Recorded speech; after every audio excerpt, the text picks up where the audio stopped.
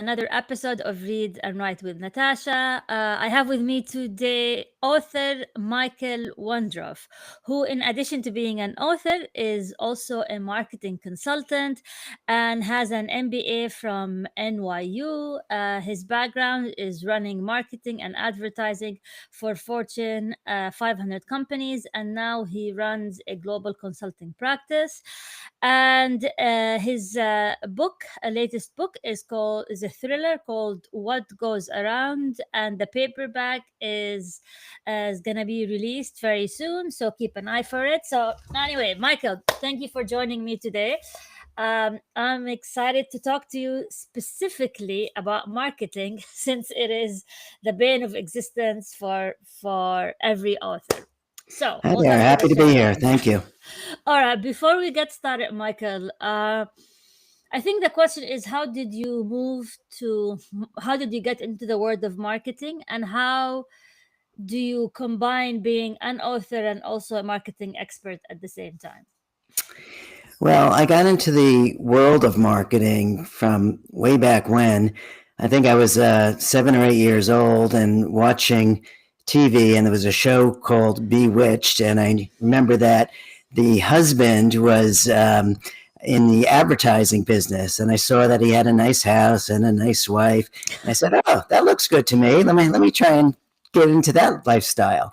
So I always wanted to be in marketing, and then I studied it. I went to NYU, both undergraduate and graduate, and it was actually at NYU where I was able to combine my love of publishing, and we'll talk more about that, with my new love of marketing. And in fact, my MBA thesis was titled "Marketing in the Publishing Industry."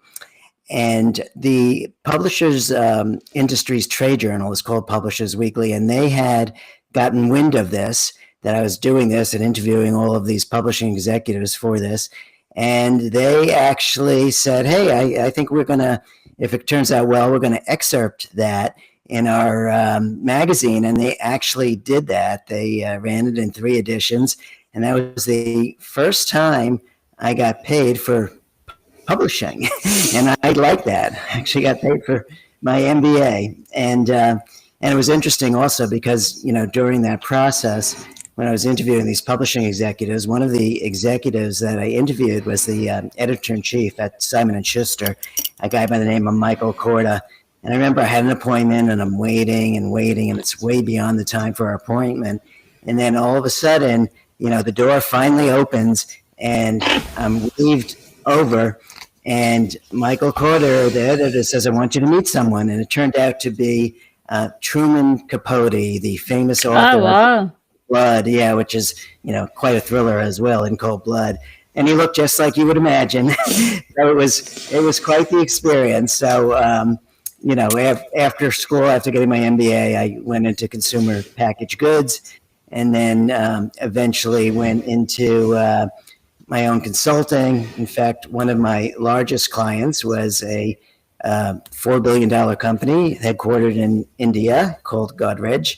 And I've had a good relationship with them. And it was really COVID that had made me go from the marketing world to doing what I always wanted to do, which was to write a book. Because it was that period of time in COVID where I was living in Florida, and you weren't even allowed to go to the beach, couldn't play tennis, couldn't do anything. So, all the excuses I had of being too busy and therefore not writing the novel were gone, and I finally got to write it, and it was quite the experience and a lot of fun. Ah, fun. Well, congrats on publishing your book. And okay, since you're the marketing expert, how did you market your book? I'm curious. Well, it's interesting because, my book, What Goes Around, is traditionally published. It's published by Bloomsbury, and they put it out in hardcover about a year ago, and it went through 3 printings and sold out, and the paperback is now coming out, and it's also available in ebook and in audiobook. And so, a decent-sized publisher. And what I learned, however, was that, today being an author is 50% is writing and 50% is marketing. It's Correct. really pushing yourself out there. And, my marketing background is more traditional with, big advertising campaigns, et cetera. But, that doesn't really happen in the publishing industry. So for me, it's, the publisher does a little bit, but for me, it's been uh, talking to good podcasters like yourself. It's been, contacting magazines and newspapers, and I've actually been very successful. I was profiled in the newspaper here in Florida. I was also profiled in a magazine. So those things have been successful, and it's just doing a lot of social media, meeting people, and getting the word out. And I think compared to most authors, I probably have an advantage with my marketing background. An example of that would be I'll go to, I've done signings at a bunch of different bookstores and at book fairs, and I'll be there. So, sometimes it's with other authors, and the other authors will be, say, sitting behind a table waiting for people to come up to them and talk to them. While, I'm standing up in front of the table, grabbing them in, telling them about my book because, that's my background. I know marketing and sales. So, a lot of authors are introverts, so it's tougher. But I'm lucky that I had the background to be able to do some of this marketing. What worked the most in terms of ROI, in terms of selling books? What's worked the most for me has been, I think the social media and getting people to recommend the book. I mean, recommendations are key. But I think it's just the whole gestalt, the mix of everything that I've done. And, there's been some ads run also on Facebook and Amazon ads. So there's been a lot in there. And but you got to have a good story to tell. And without that story, you won't get the word of mouth that is so key in general and in social media. And, my story was actually the impetus for writing What Goes Around was what my mother said to me the second that I was born, or so I'm told. Okay. I was put on her chest. She looked deeply into my eyes and she said, "Oh, how nice to see you again." And it was the again part that always intrigued me. And I always wanted to do something, write something about that. My writing's always been good, but it's mostly been, school and then business. And the business career got in the way of writing that book. But finally it's out. And, what she said to me the second I was born, not only a key impetus for writing the book, but also plays the pivotal role in the major twist ending that I have. Why did she say again, your mom? She said again because she believed that she knew me in a past life. And do you believe that? I do believe that. Yes, I do believe it. And, the name of the book, What Goes Around, is from the, famous expression, what goes around comes around, which is, dealing with karma. And, my book is a real thriller. It's been, said to be a real page turner. But, while it has all the normal thriller aspects, it's different in that it does take this veer into a bit of the spiritual, especially, with that twist at the end. I like that.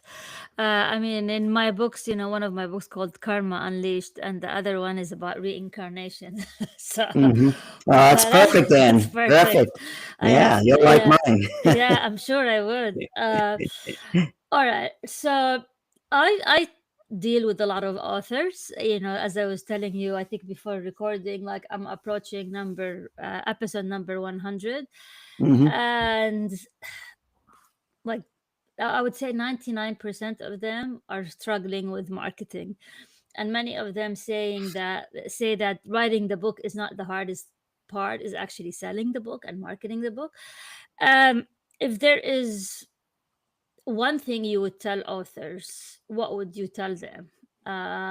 If they have like limited time, where do you tell them to go, what to do in order to sell their books? Well, if you don't have a social media presence, you really need to develop it. I mean, that's really key because that is going to be the only way anyone's going to see your book is through getting it out there.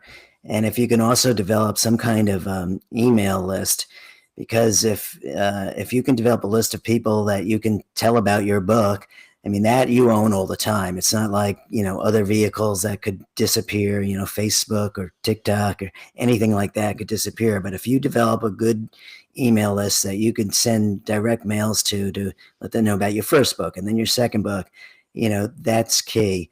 And I think, but definitely be prepared to spend a lot of time on the marketing, and start by developing those names and developing your presence on social media and commenting on other people's posts, and trying to follow a lot of other authors, especially in the whatever genre you're writing in. So when I'm asked for advice for new authors or would be authors, I do say be prepared for the marketing aspect of it, especially social media. But I also say to them, well, first of all, if you're writing, write every day, because it's very hard, especially for me, to miss a day. And if I miss a week or two on vacation, then I'm thrown backwards tremendously. So even if it's 10 minutes, write every single day, and learn your craft. I mean, there's a real craft to writing, and there's a lot of ways to go about learning it. You can learn online. I mean, I took a few courses. I think they were BBC Maestro courses. One was from Lee Child of the Jack Reacher books, and the other one was from Harlan Coben, another great thriller writer. And they'll give you plenty of pointers. They don't necessarily agree with each other, which is also a good thing. You can kind of take whatever fits your own personal style best, but you'll learn a lot from there. And then there are other places you can go to, like as a thriller writer, I go to New York City's Thriller Fest every year, which is their major convention. And at Thriller Fest, they have, days and days of craft, of seminars that you can take in different topics, point of view, the how to make the middle interesting, all these different things. And whatever genre you write in, there are similar things to Thriller Fest to really learn the skills. So, and then, if you're able to, maybe there's writing groups that you can join where you can get feedback from other writers and would-be writers. All of that is very important, because there's a lot to it. And if you want to, short circuit some of the back half editing part, learn what it's all about on the upfront. So learning your craft and starting to expand your presence in social media now for the eventual marketing is really, really key. So I want to talk about trends. There's always trends, popping up. And what is the latest and biggest book marketing trend that's happening now? Well, I mean, I don't know if it's all that recent, but certainly doing TikTok videos has been successful for a lot of authors. But you have to do them right, and they can't be seen as too commercial. But authors like Colin Hoover got such a huge push when she's done them, and her followers go ahead and do them. But beyond that, the big trend in publishing overall, I would say, is audiobooks. Audiobooks have really taken off. Publishing in general has kind of been, hanging in there in terms of the printed books. And ebooks are doing pretty well, but it's audiobooks in the last few years that have really shot up. And, luckily mine's in an audiobook, so I like that. Though for me, it was interesting when I first heard my audiobook, I wasn't quite sure what to make of it. And the reason for that is because, when I create the characters, I have certain voices in my head of what they will sound like and how they'll say certain sentences and the intonations and all that. And it was different for me in some places when I listened to it. And not bad, but different. And, I spoke to a lot of people about this, and they said, well, the regular reader or listener to your audio, they don't know what was in your head when you wrote it. So for them, it's a non-issue. They'll just enjoy the story. But it was interesting for me. Hmm. Why do you think audiobooks became very big in the last few years? Well, I think people in general don't, especially on the younger ages, don't necessarily have the patience to go and read through a full book. That's one of the reasons why, my writing style is one where I have very short chapters, recognizing that the world is what it is today, and I try to end each chapter with a cliffhanger. So that could be physical, or it could be emotional, or it could be psychological. But I end it on a cliffhanger, and then start my next chapter with something that very, very intriguing first sentence. So that moves it along to kind of offset the issues with reading and a lot of other types of books these days. But so audiobooks are also very trendy because they're efficient. You can be doing the laundry while you're listening to a book, or certainly driving to work. There's just multitasking is important, and that's why a lot of people find it easier to go with the audiobooks. Hmm. Okay, so I want to talk about AI and how is it affecting publishing, and how is it affecting marketing as well, the good and the bad. Well, AI is interesting because, for me, when I write, I've got three stages, and research is stage number two of my writing. And, when I wrote What Goes Around, AI really wasn't there. ChatGPT really wasn't there. So I was Googling because I wrote about a lot of things that I didn't necessarily know about, whether it's guns or these, secret groups, all this stuff. So when you're learning through Googling, it's, you're doing a lot of that, and it's very time consuming. When Now that I'm writing my second book, I got a contract for that because the first one has done so well. ChatGPT exists now, and while you can't believe everything it says, you got to double check important things. But I have found it to be so much more efficient in the research. You ask it a question, it gives you the answer right there, and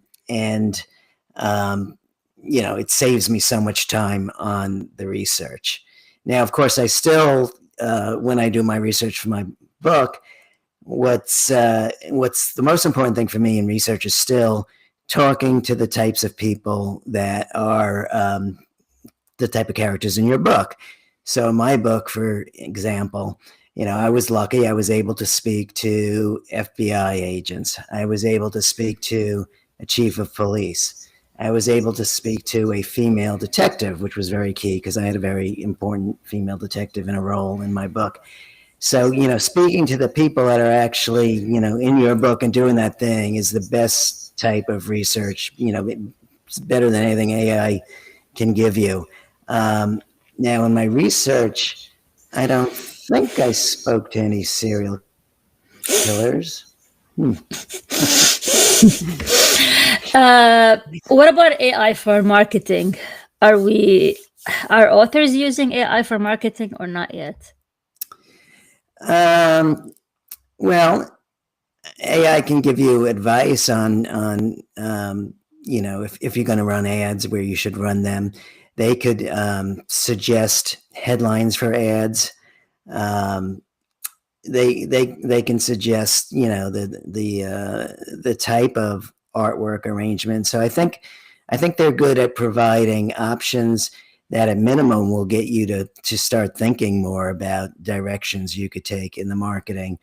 I'm lucky with What Goes Around. I had a different title for that originally, and my publisher said to me, "Oh, well, I think we can do better as a thriller name," and they came up with What Goes Around. I don't know if AI would have done as well as they did, just from their knowledge of the business. And the same thing kind of happened with the artwork, because the artwork for the book when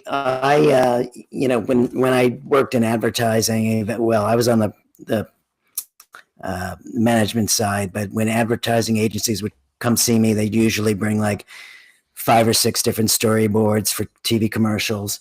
And we'd always have to discuss them and ask for revisions, and they have to come back, a few rounds of revisions. And I assumed that when the publisher of my book was going to show me the cover, I thought it would be the same type of situation, see options, go back. But when they showed me this, I just I loved it right away because first of all, the colors scream thriller, and when you see this in a bookstore on the bookshelf, it really pops off the shelf, and it has a circularity to the design too that kind of fits in with the whole. Really, it is like a reincarnation twist at the end there. So, I don't. So I think AI and marketing and cover art and titles and ads. I think it can definitely help provide ideas. It's not going to do the thing for you, but it'll give you things to consider and make progress and be an efficient way of evaluating alternatives. So you mentioned social media a lot. Where are you active mostly on social media, and how do you use it? I'm most active on Instagram and Facebook. Instagram reaching a bit of the younger side of the target, and then Facebook reaching a bit of the older segment of the target. So I think they work hand in hand. And Facebook has just tons of reading groups. Whether it's different, 200 different types of thriller reader groups or any genre of marketing, you can find them on Facebook. And if you have some news about your book, Facebook makes it easy to do what they call boost your post. So it goes beyond the people that you normally interact with and gets boosted out to tons of other people.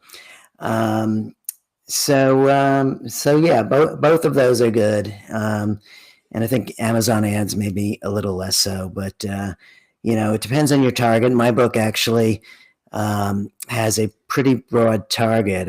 There's research on who's been buying it that's in already, and it shows that it's been appealing to both males and female.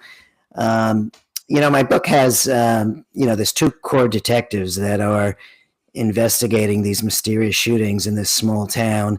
One is, a big burly Jack Reacher type of guy, and the other is a brainy and pretty lady. And they actually hate each other to start. It's based on things that happen in the police academy together, and their relationship evolves over time as they go on their journey. But it's just interesting to see how things can evolve over time, for sure. Hmm. Okay. So you mentioned boosting your. I like to get technical because I would like to help authors who listen to it. So you boost your posts and you target it to those reading groups, or you just boost it and hoping that it would get to those reading groups. Well, um, their algorithms will say where it will do best. So I started to say that mine had a dual audience, men and women, and I think because of the way the story and the 2 characters are, and it also has a pretty wide age range in terms of who's responding. Usually about from 25 years till 80, pretty wide age range. But when you boost the post, so when you were first posting. And if you're an author, you have to have a separate author account. So you can't use your personal Facebook account. You have to set up a business account. And once you post on your professional account, something will come up that says, do you want to boost this post at a cost, of course? Yeah. And you could specify exactly who you think your target is, or if you have the data, you could put in where you want it to be shown in terms of what target users will see it. If you don't know anything, they could figure it out, and if you advertise over time, they'll tell you specifically who actually is responding. But it's a, if you've got a good story, it's a good thing to use. Mm, okay. Uh, what about LinkedIn and TikTok and Substack? Many authors now are moving to Substack. Where where do you see the future in that? Well, Substack is basically, if you, yeah, I don't use it because I don't have a newsletter, but they're good for newsletters, and another way to connect that's inexpensive to connect with readers. Um, TikTok does look like it's going to be here for a while. TikTok also, though, I mean, that's you got to be lucky and have what you're doing go viral. But TikTok also has a similar thing to boosting a post on Facebook, Mm, where if you have a reel, you could also say, yes, I want to boost that, and instead of it going to 1,000 people, you can get 30,000 people to see some part of your reel.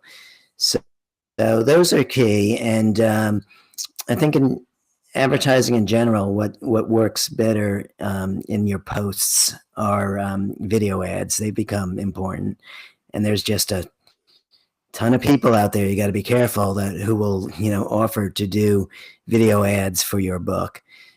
But there are there's good services that are well established and have freelancers that do this type of thing. There's a service called Fiverr. They do that. So there you can connect with freelancers that'll do a good job for you. And it's not really that expensive. okay. I want to talk about self-publishing versus traditional publishing. So Sure. self-publishing lately has been exploding, and even traditionally published authors, some of them are experimenting with both, and some of them come back and report that they really like self-publishing and they're gonna stick with it because of the royalties, the control, all of that. Where do you see self-publishing going? Well, self-publishing is a great option.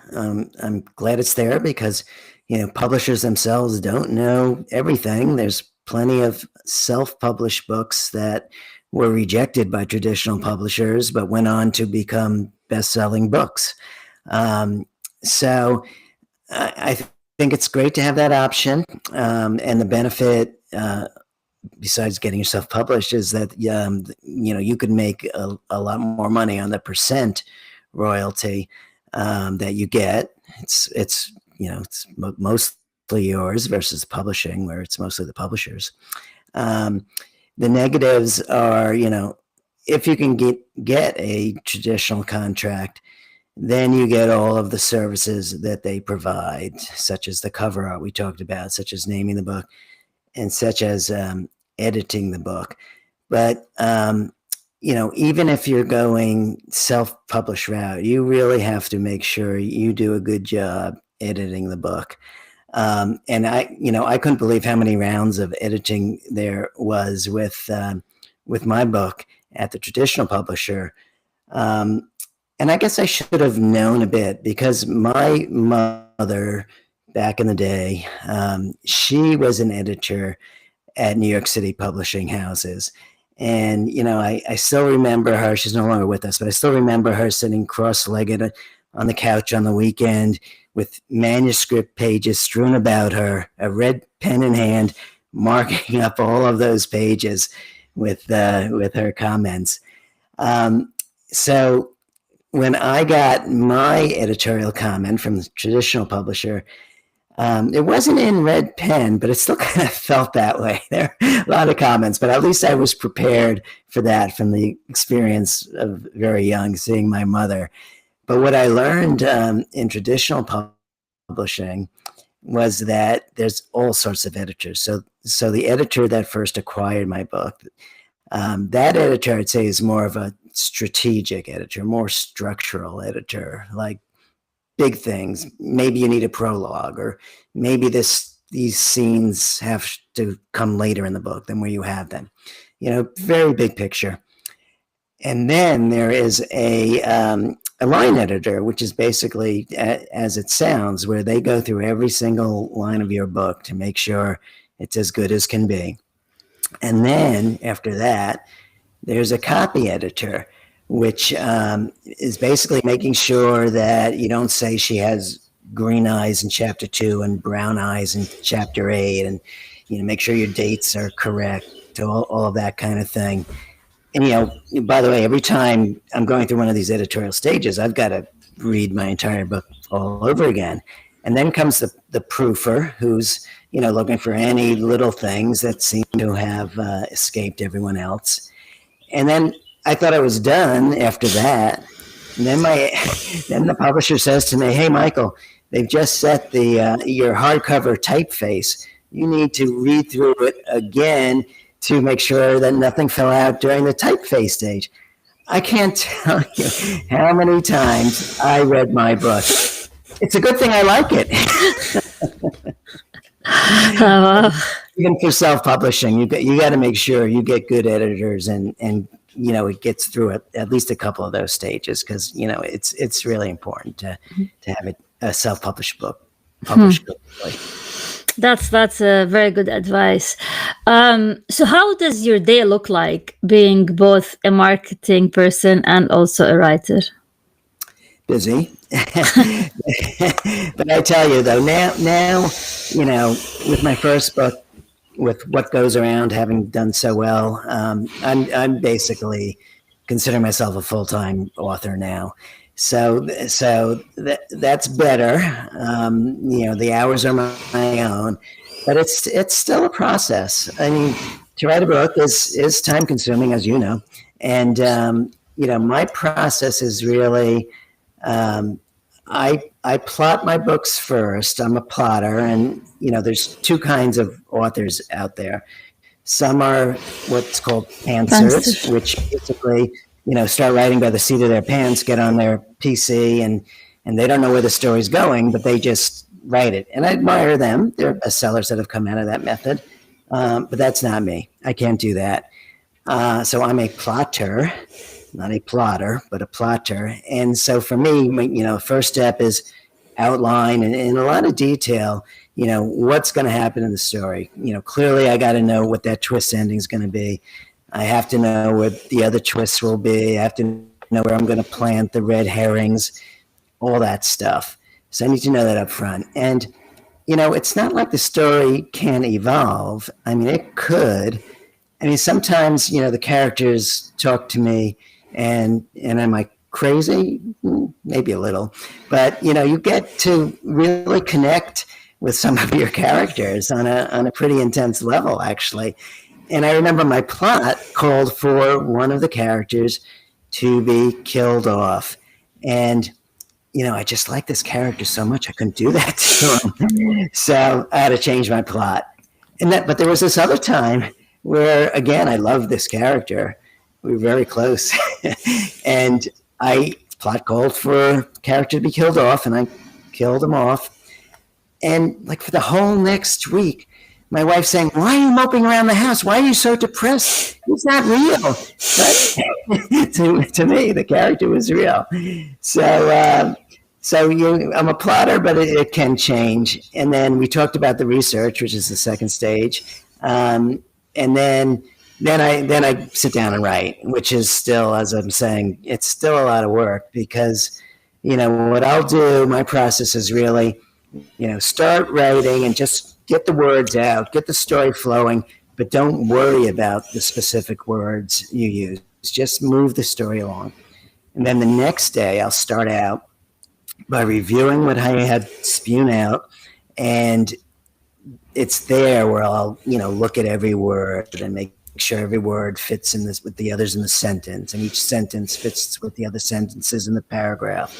And that's where, I'll add the metaphors, really trying to make it into good writing. And after I've done that, then I will go ahead and just spew the story along, which will be reviewed the next day. So that's how each day will go, get the story out, make it into real writing, get the story out each day until finally I could write my two favorite words, which are The the end. right. Yeah. Okay. Yeah. So before we conclude, I'm gonna get a free advice from you. I have these two self-published book here, and the other one is traditionally published, but I have a short story there. But anyways, okay, what shall I do? So my books, I do everything. I have a podcast, I do social media, maybe not enough offline events, but what shall I do to market them? I mean, they're selling okay, not great, they're fine, but what shall I do to increase it? I have not done much Facebook ads or Amazon ads. Okay. Well, you might want to experiment with those because you could actually start. You can do $5 a day with the ads and experiment and see what's working and see and you'll get a lot of information that will help you in the future in terms of who is actually buying them or who's at least responding, clicking through on those ads. So you'll at least learn more about who your audience is, and then perhaps accelerate what you've been doing after that. Have you gone to local bookstores? Sometimes they'll take in local authors, and things can get rolling that way. Sometimes they'll even let you, you can go into a Barnes and Noble sometimes, and they'll let local people set up a table and help you sell your books. And do the local PR route, which I've done, and you never know. I mean, I never thought I actually got a lot of stuff just by putting myself out there and going into bookstores and going into the newsrooms and all of that. So you never know until you try it. So I would do all that, but it might be worth it for you to also experiment with some small level of ads and see what happens. On Amazon or Facebook? I would start with Facebook. Video ads of me talking about the book, or just like stock images, or how would you do that? You can try both. So you can create your own ads. There's a service called BookBrush, and they have like everything set up already for you. So you can from their inventory of images, you could pick things. They have you put your book cover in their system, and they can do all different things with it. Make it 3D, make it look like an ebook, whatever you want to do with it. And they have it set up where you can easily put your own copy in this ad. So BookBrush, they make it very, very easy to create your own static ad. For a video ad, if you want to do that, there are services called Canva who do that. I started to use that, and I'm not all that technical. So for me, it was easier to go on the hire freelancer site called Fiverr, Fiverr, and pretty inexpensively get a pretty high quality video that talks about your book or shows it. Just like a movie trailer would do things. They'll pick up scenes. They're using scrap art, but the stuff that I've seen looks good. They're using scrap video or video from other things, but they do it looks pretty good. TikTok, you can go on yourself and record yourself. It's not that hard, really. Or take things from your interviews that you've been doing, and stick little excerpts from those on TikTok. It's worth a shot. So there's a lot of stuff that could be done by authors, and it's important these days since publishers don't do a hell of a whole lot for you. Yeah, that's true. That's true. Well, Michael, this has been wonderful and very useful. And thank you for your time. And Sure. I wish you the best of luck. And I'm excited now to read your books, since we write about similar themes. Great. Yes, your listeners can. It's in bookstores, but it's obviously very easy to get on Amazon. Hardcover, paperback, ebook, and audiobook are all available. And it's actually been sold to foreign publishers as well. It just came out in Italy, and so in the Italian language. And It just came out in the Hungarian language, Oh, wow. and it's coming out in Japanese in December. I can't wait to see that. But for your U.S. listeners, at least, Amazon's a good bet. That's great. And for anyone who's listening or watching, thank you for joining us for another episode of Read and Write with Natasha. And please check out Michael's book, his website, and listen to his advice on marketing. And until we meet again, salam. Thank you.